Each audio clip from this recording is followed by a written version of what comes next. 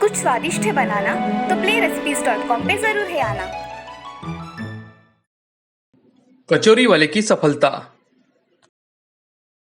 आमिर नाम के गांव में एक माधव नाम का आदमी कचौरी बेचा करता था। उसके व्यवसाय में उसकी पत्नी राधा उसका हाथ बटाती थी।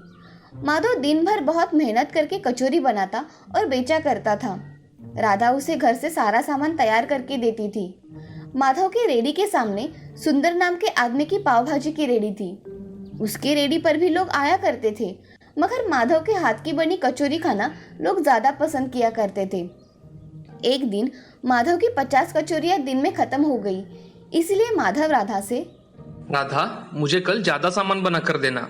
आज के सामान की कचौरियां दिन भर में ही खत्म हो गई, इसलिए कल से 100 कचौरियों का सामान बना कर देना। ठीक है, मैं कल से ज्यादा सामान बनाकर दिया करूंगी। चलो अब खाना खाते हैं, मुझे जोर से भूख लगी है। चलिए। राधा खाने की थाली परोसती है, तभी माधव आकर खाना खाने बैठ जाता है। दोनों का खाना हो जाने के बाद दोनों जल्दी सो जाते हैं। अगले दिन राधा 100 कचौरियों को लगने वाला सामान बनाकर रखती है। माधव सब सामान अपनी रेडी पर लेकर चला जाता है। माधव पूरे दिन कचौरी बनाकर बेचता है। उसकी बहुत सारी कचौरियां आज बेची जा चुकी थी।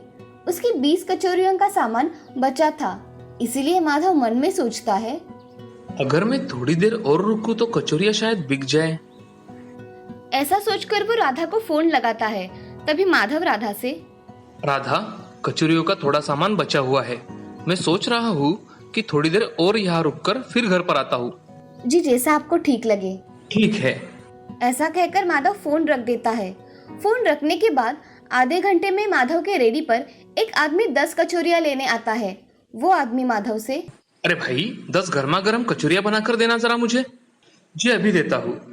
ऐसा कहकर माधव 10 कचौरियां बनाकर उस आदमी को दे देता है। वो आदमी जाने के बाद उसके पास सिर्फ 10 कचौरियों का सामान बच जाता है, इसीलिए माधव मन में सोचता है कि 10 तो मैंने बेच दी, अब 10 बाकी है, किसी को दे देता हूँ। वैसे भी आज बहुत अच्छा धंधा हुआ है। ऐसा मन में सोचकर माधव रेडी निकालता है और घर जाने के लिए निकलता है। थोड़ी दूर चलने के बाद उसे एक पेड़ के नीचे कोई बैठा दिखाई देता है। माधव उसके पास चला जाता है और देखता है कि एक बूढ़ा आदमी पेट पकड़े हुए बैठा था। बाबा, आप ऐसे क्यों बैठे हो? बेटा, मुझे बहुत भूख लगी है, इसलिए मैं ऐसे बैठा हूँ। भूख के कारण मेरे पेट में बहुत दर्द हो रहा है बेटा। बाबा, आप यही रुको, मैं अभी आता हूँ। माधव जल्दी जाकर उसके साथ 4 कचौरियां लेकर आता है और बाबा को खाने के लिए देता है। माधव बूढ़े आदमी से, बाबा, आप ये कचौरियां खा लीजिए, और चाहिए हो तो और बना कर देता हूँ। नहीं बेटे, मेरे लिए तो यही काफी है। ऐसा कहकर बूढ़ा आदमी वो कचौरियां खाकर माधव को ढेर सारा आशीर्वाद दे देता है। तभी बूढ़ा आदमी आंखें बंद करता है और उसके हाथों में सोने के सिक्कों से भरी पोटली आ जाती है। बूढ़ा आदमी वो पोटली माधव को देकर, बेटे, ये लो, तुम्हारे लिए। मुझे ये नहीं चाहिए बाबा। बूढ़ा आदमी अब अपने असली भूत के रूप में आ जाता है और माधव से, माधव, आज इतने दिनों बाद मैंने खाना खाया। अब तक मुझे किसी ने खाना नहीं खिलाया। मैं तुमसे बहुत खुश हूँ, इसलिए ये तुम्हें उपहार के तौर पर दे रहा हूँ। तुम हर रोज मुझे कचौरियां लाकर खिलाया करो, मैं तुम्हें बहुत सोना दूंगा। बाबा, मगर मुझे इसकी कोई जरूरत नहीं है, मैं आपको ऐसे ही हर रोज कचौरी खिलाऊंगा। माधव, मैं खुश होकर तुम्हें ये दे रहा हूँ, तुम इसे रख लो। ठीक है बाबा।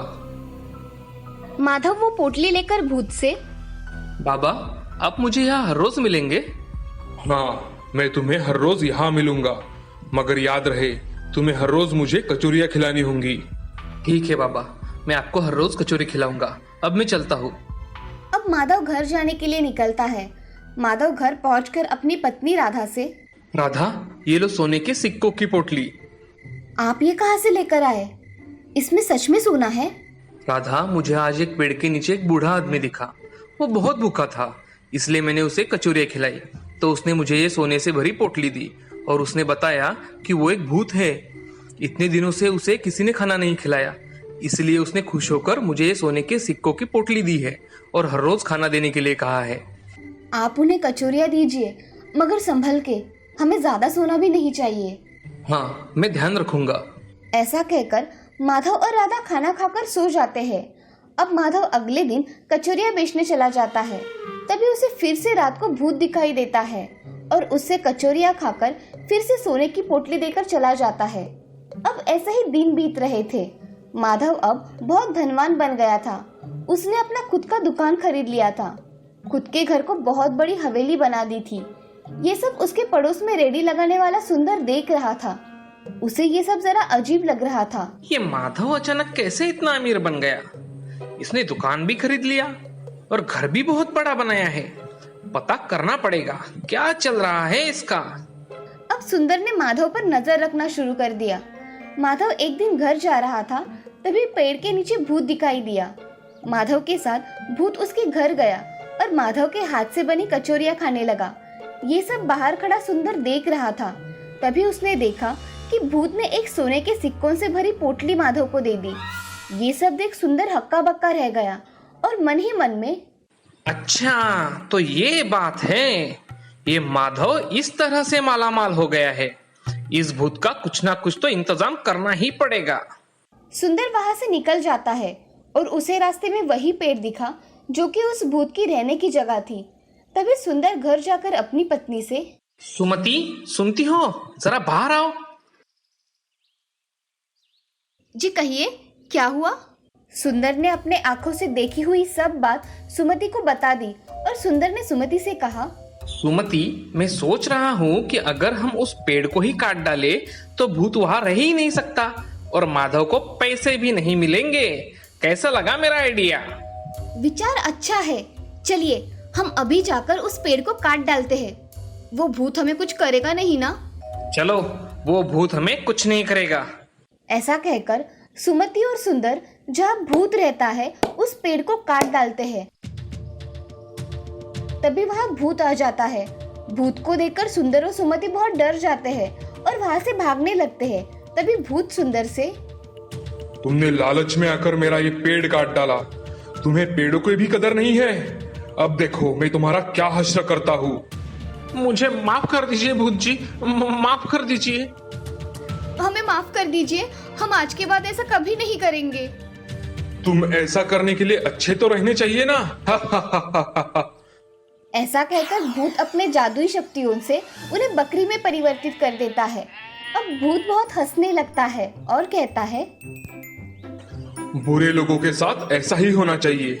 अब तुम दोनों खाने के लिए भटको और खाने की तलाश में किसी का खाना बन जाओ। ऐसा कहकर भूत दूसरे पेड़ पर चला जाता है।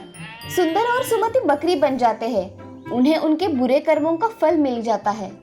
इस कहानी से हमें ये सीख मिलती है कि जिंदगी में लालच नहीं करना चाहिए। लालच से हमेशा इंसान का नुकसान ही होता है। धर्मपुर नाम के गांव में सुहास नाम का एक आदमी रहा करता था। वो खेत में काम करके अपने घर का गुजारा किया करता था। सुहास की पत्नी का नाम था शांता और लड़के का नाम था राहुल। राहुल एक 10 साल का लड़का था। वो स्कूल में जाया करता था। उसे खेलकूद बड़ी अच्छी लगती थी। वो स्कूल हो जाने के बाद अपने खेत में चला जाता था। उसे खेतों में जाकर खेलने में बड़ा मजा आता था। एक दिन सुहास कुछ काम होने के कारण दूसरे गांव चला जाता है। उस दिन राहुल अपने दोस्तों के साथ खेत में पतंग उड़ा रहा था। उनका पतंग उड़कर काजू के पेड़ में अटक गया और राहुल और एक लड़का पेड़ पर चढ़कर पतंग निकालने की कोशिश करने लगे। मगर पतंग निकालते समय राहुल का पैर फिसल जाता है और राहुल पेड़ से नीचे गिर जाता है। उसके सिर पर गहरी चोट आ जाती है। तभी आसपास के खेत के लोग जमा होते हैं और राहुल को उठाकर अस्पताल लेकर चले जाते हैं। तभी राहुल के घर पे कुछ बच्चे जाकर शांता को सारी बात बता देते हैं। शांता जल्दी जल्दी में अस्पताल चली जाती है। तभी शांता, डॉक्टर साहब क्या हुआ है मेरे राहुल को? राहुल के सर पर गहरी चोट आने की वजह से उसका अभी ऑपरेशन करना पड़ेगा। क्या ऑपरेशन? हाँ, जल्दी फैसला लीजिए। ये अभी आ जाएंगे डॉक्टर, मैं आपको बताती हूँ। जी। थोड़ी देर बाद सुहास घर पर आ जाता है। उसे घर पर कोई ना दिखने के कारण वो चिंतित हो जाता है। सुहास पड़ोसियों से पूछता है, अरे रामलाल, शांता और राहुल कहाँ चले गए? कुछ बता के गए हैं क्या? अरे भाई सुहास, तुम्हारा बेटा आज खेत में खेलते समय पेड़ से गिर गया और उसके सर पर गहरी चोट आई है। तुम जल्दी अस्पताल में जाओ, भाभी भी वही है, तुम जल्दी अस्पताल जाओ भाई। हाँ, मैं अभी जाता हूँ। सुहास अस्पताल चला जाता है। वहां जाकर शांता को देखकर उससे पूछता है कि शांता, राहुल कहाँ है और कैसा है राहुल? शांता सुहास को देखकर जोर जोर से रोने लगी। शांता, क्या हुआ है, मुझे जल्दी बताओ। हमारे राहुल को ऑपरेशन करवाना है, उसके सिर पर गहरी चोट आई है। मैं डॉक्टर से बात करता हूँ, तुम शांत हो जाओ। सुहास डॉक्टर के पास चला जाता है और डॉक्टर से डॉक्टर साहब, मेरे बेटे राहुल को क्या हुआ है डॉक्टर साहब? राहुल के सर पर गहरी चोट आने के कारण हमें उसका ऑपरेशन करना पड़ेगा। डॉक्टर साहब, इस ऑपरेशन का खर्चा कितना आएगा? खर्चा 2 लाख तक आएगा और जितने जल्दी ऑपरेशन होगा उतना ही अच्छा होगा। डॉक्टर साहब, आप ऑपरेशन की तैयारी शुरू कर दीजिए, मैं पैसों का इंतजाम करके आता हूँ। जी ठीक है। सुहास अब मन ही मन सोचने लगा। इतने सारे पैसे कहाँ से लाऊं अब मैं? कुछ सोचकर वो अपने गांव के साहूकार के पास चला जाता है और साहूकार शरद सिंह से सेठ जी, मुझे आपसे कुछ काम था। अरे कहो सुहास, क्या काम था? शरद सिंह जी, मुझे 2 लाख रुपए की सख्त जरूरत है। मेरे बेटे का ऑपरेशन करना है, कृपया मुझे पैसे दे दो। जी लेकर जाओ, तुम्हें सिर्फ अपनी जमीन मेरे पास गिरवी रखनी होगी। सुहास मन में सोचकर घर चला जाता है और अपने जमीन के कागज लेकर शरद सिंह के पास आ जाता है। तभी सुहास शरद सिंह जी, ये लीजिए मेरे जमीन के कागजात। मुझे अब तो पैसे मिल सकते हैं ना? हाँ हाँ सुहास, अभी लेकर आता हूँ। शरद सिंह घर में जाकर 2 लाख रुपए लेकर आता है और सुहास के हाथ में रख देता है। तभी सुहास उसे धन्यवाद कहकर वहां से चला जाता है। अब सुहास जल्दी जल्दी में अस्पताल जाकर अस्पताल में पैसे जमा करवा देता है और बाहर शांता के पास बैठ जाता है। कुछ समय बाद डॉक्टर राहुल का ऑपरेशन करके बाहर आ जाते हैं। डॉक्टर, कैसा है राहुल? ऑपरेशन सक्सेसफुल रहा, अब राहुल खतरे के बाहर है। थोड़े ही दिनों में आप राहुल को घर ले जा सकते हैं। धन्यवाद डॉक्टर साहब। ऐसा कहकर सुहास शांता राहुल के पास चले जाते हैं। थोड़े ही दिनों में राहुल स्वस्थ होकर घर चला आता है। उन दिनों सुहास खेत में बहुत देर तक काम करने लगता है। तभी राहुल अपनी माँ से माँ, पिताजी इतने समय खेत में काम क्यों करते हैं? पहले तो इतने समय नहीं काम किया करते थे। बेटा, तुम्हारे ऑपरेशन को ज्यादा पैसे लगे हैं ना, इसीलिए तुम्हारे पिताजी ज्यादा काम कर रहे हैं। ये सब सुन राहुल उदास हो जाता है। उसी दिन राहुल के घर शरद सिंह आते हैं। उन्हें देख राहुल आपको कौन चाहिए? सुहास कहाँ पर है? मुझे उससे काम था। पिताजी घर पर नहीं है, आप मुझे बताइए, मैं उनको बता दूंगा। पिताजी घर पर आए तो उन्हें बताना। शरद सिंह ने जल्दी पैसे लौटाने के लिए बोला है। कैसे पैसे लौटाने हैं?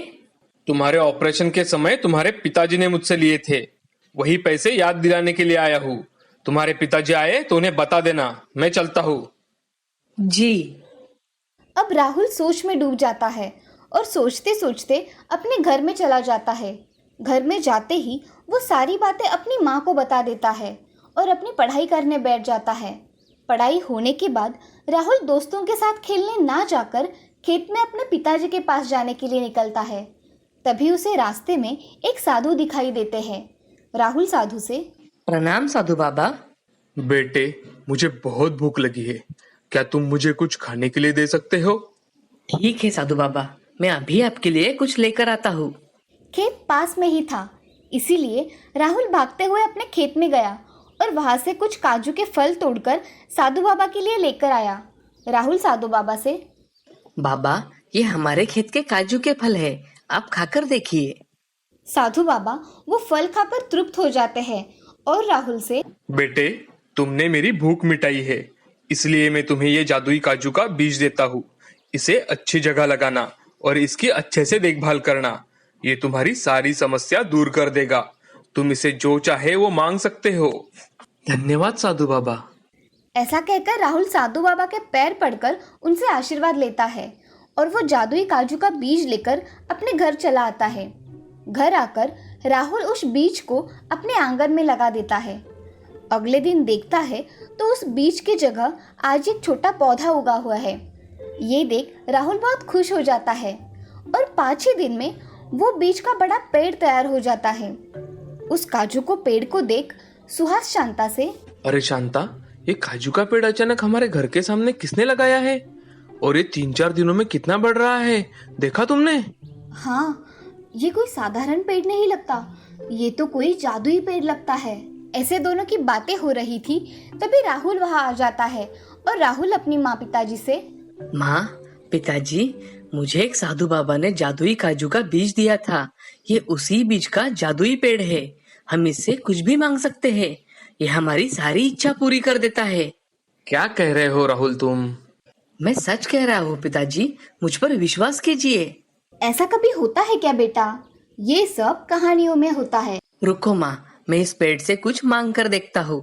ऐसा कहकर राहुल उस पेड़ से कहता है, हे जादुई पेड़, मुझे अभी 10,000 रुपए चाहिए। तभी पेड़ से एक दिव्य प्रकाश आकर 10,000 रुपए आ जाते हैं। उन रुपयों को देख सुहास और शांता चौंक जाते हैं और वो नोट असली है या नहीं ये देखने के लिए हाथ में लेते हैं। वो नोट असली होते हैं। ये सब देख सुहास और शांता बहुत खुश हो जाते हैं और उन पैसों को लेकर पेड़ को प्रणाम करते हैं। अब उस पेड़ से एक साथ 2 लाख रुपए मांगकर सुहास शरद सिंह का कर्जा चुका देता है और उससे अपने जमीन के कागजात वापस ले आता है। अब उस पेड़ की वजह से उनके घर में सुख समृद्धि आ गई थी।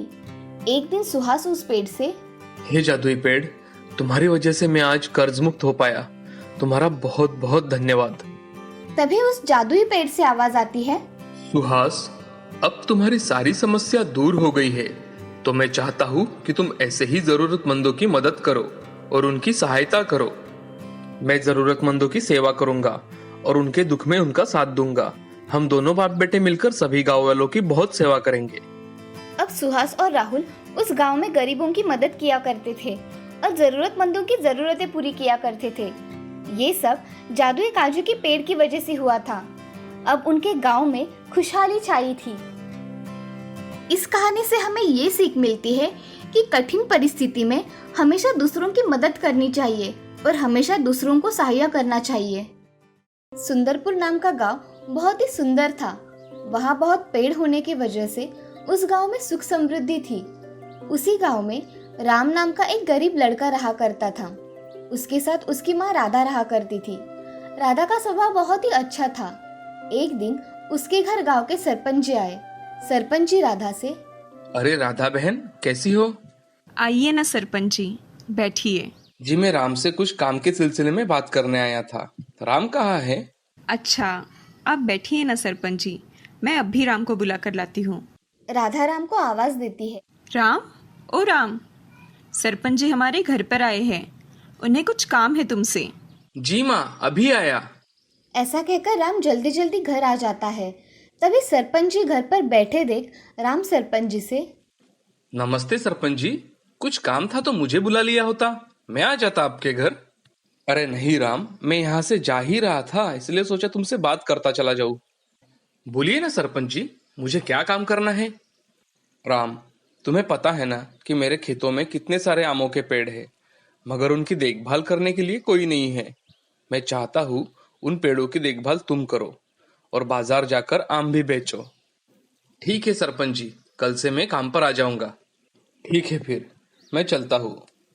ऐसा कहकर सरपंच जी राम के घर से बाहर निकल जाते हैं। तभी राम की माँ राम से, राम, सरपंच जी के यहाँ काम अच्छी तरह से करना, काम में कोई कमी नहीं रहनी चाहिए। हाँ माँ, मैं मन लगाकर काम करूंगा। ऐसा कहकर राम अपना काम करने चला जाता है और राधा भी अपना घर का काम करने चली जाती है। अगले दिन राम जल्दी उठकर अपने सारे काम कर लेता है और खेत में जाने के लिए निकल जाता है। तभी राम उसकी माँ से, माँ, मैं खेत में जा रहा हूँ, मेरा टिफिन बन गया है? हाँ, बन गया है, ये लो तुम्हारा टिफिन। मैं चलता हूँ माँ। ठीक है, काम अच्छी तरह से करके जल्दी आना। हाँ माँ। राम खेत में काम करने चला जाता है।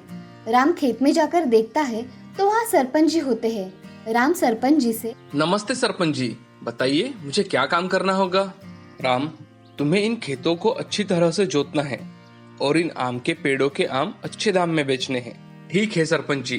राम, अभी मैं चलता हूँ, मुझे गांव में कुछ काम है, वो काम करके आता हूँ। सरपंच जी, आप निश्चिंत होकर अपने काम पर जाइए, मैं यहाँ का संभाल लूंगा।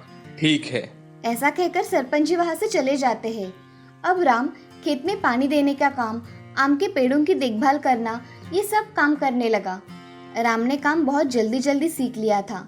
उसका काम करने का तरीका देख सरपंच जी बहुत खुश थे। एक दिन राम सरपंच जी के यहाँ जाकर सरपंच जी से, सरपंच जी, मुझे आपसे कुछ बात करनी है। राम, आओ, क्या बात है? सुबह सुबह आना किया। सरपंच जी, खेत में आम के पेड़ों को बहुत अच्छे आम लगे हैं।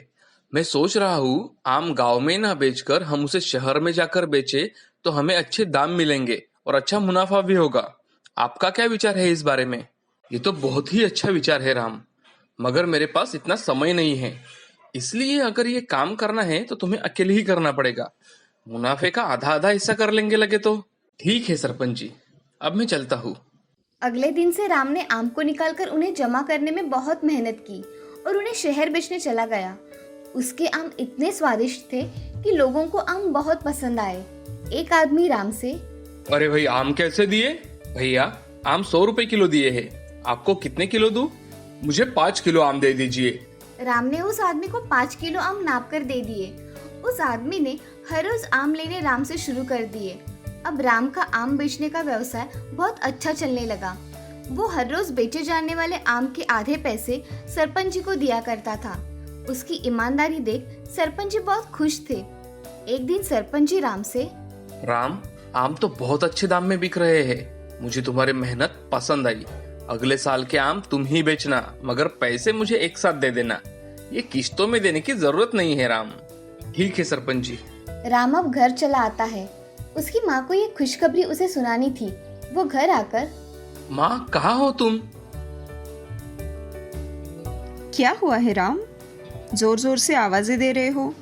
माँ, सरपंच जी ने मुझे अगले साल भी उनके खेत के आम बेचने के लिए कहा है। ये तो बहुत अच्छी बात है बेटा। माँ, मैं ये सोच रहा था कि अगर सरपंच जी के खेत के आमों के साथ ही दूसरे किसानों के आम अगर मैं बेचने लेकर गया तो उनका भी मुनाफा हो जाएगा और मेरा भी थोड़ा बहुत मुनाफा हो जाएगा। ये तो बहुत अच्छा विचार है राम। राम अब अगले साल सरपंच जी के खेत के आम के साथ गाँव वालों के आम भी खरीदकर उन्हें शहर के बाजार जाकर बेचा करता था। उसकी मेहनत रंग भी ला रही थी। अब राम ने खुद का अच्छा घर बना लिया था। उसने गांव से शहर जाने के लिए एक गाड़ी भी खरीद ली थी। उस गाड़ी से उसे बड़ी सहायता मिला करती थी। अब राम गांव में एक बड़ा धनवान व्यक्ति बन गया था। उसको सभी लोग आदर से बुलाया करते थे। एक दिन राम सरपंच जी के यहाँ उनका मुनाफा देने के लिए चला जाता है। तभी राम सरपंच जी से, सरपंच जी, आपके खेतों के आम लोगों को बहुत पसंद है। मैं सोच रहा हूँ अगर हमने ऐसे ही आम के और पेड़ आपके खेतों में लगा दिए तो हमें एक जैसे बहुत सारे आम मिल जाएंगे और हमारा मुनाफा और बढ़ जाएगा। राम, तुम्हें जैसा ठीक लगे वैसा ही करो, मेरी कोई आपत्ति नहीं है। सिर्फ जो भी करना ईमानदारी से करना, समझे? हाँ सरपंच जी। ऐसा कहकर राम वहां से चला जाता है। रास्ते में उसे गांव का एक गरीब मजदूर शिवा दिखता है। राम उसके पास जाकर उससे पूछता है कि, शिवा, क्या हुआ है तुम्हें? बड़ी चिंता में दिखाई दे रहे हो। मेरे घर में खाने के लिए कुछ भी नहीं है और उसमें ये गरीबी। मेरे पास मेरे जमीन के सिवा कुछ भी नहीं है। मुझे जमीन बेचनी है जिससे मेरे पास कुछ पैसे आ जाए और मैं घर का गुजारा कर सकूं। राम अब उसकी बातों पर सोचने लगा। तब राम शिवा से, शिवा, अगर तुम्हें कोई एतराज ना हो तो मैं तुम्हारी जमीन खरीदना चाहूंगा और तुम मेरे साथ हर रोज काम कर सकते हो। मेरे साथ आम बेचने चल सकते हो। तुम्हें अच्छा काम भी मिल जाएगा और तुम बेरोजगार भी नहीं रहोगे। ठीक है भैया, तुमने मेरी समस्या ही दूर कर दी। अब मैं आपके साथ काम करूंगा। ठीक है, मैं कल आकर तुम्हारी जमीन खरीद लूंगा। जी भैया, आपका बहुत बहुत धन्यवाद। अब मैं चलता हूँ। ठीक है। ऐसा कहकर राम अपने घर चला जाता है। राम की माँ उसकी राह देख रही थी। तभी राम घर आकर अपनी माँ से, माँ, मैंने शिवा की 2 एकड़ जमीन खरीद ली है और उसे मैंने मेरे साथ काम करने के लिए कहा है। बेटे, ये तुमने बहुत अच्छा किया। तुम आगे बहुत तरक्की करो राम। राम माँ के पैर छूके आशीर्वाद लेता है और अगले दिन राम शिवा की जमीन खरीद लेता है और शिवा को उसके यहाँ काम पर रख लेता है। अब राम ने उसके खेत में बड़ा सा गोडाउन बनाकर उसमें अपना आम बेचने का माल रखा और बाकी के खेत में आम के पेड़ लगा दिए। राम उनकी अच्छी तरह से देखभाल किया करता था। कुछ दिनों बाद राम आम का धंधा करते करते बहुत बड़ा आम का व्यापारी बन गया। वो किसानों से आम खरीदकर उन्हें बेचा करता था। इससे किसानों का और राम का भी मुनाफा हुआ करता था। राम की कड़ी मेहनत अब रंग लाई थी। राम अब करोड़पतियों में गिना जा रहा था। उसके गांव को उसके ऊपर गर्व था। उसकी मेहनत पर सरपंच भी बहुत खुश थे। राम की मेहनत की वजह से राम अब आम बेचकर करोड़पति बन गया था। इस कहानी से हमें ये सीख मिलती है कि जिंदगी में हमेशा मेहनत करनी चाहिए। मेहनत करने वालों को सफलता हमेशा प्राप्त होती है। मेहनत का फल हमेशा मीठा ही होता है।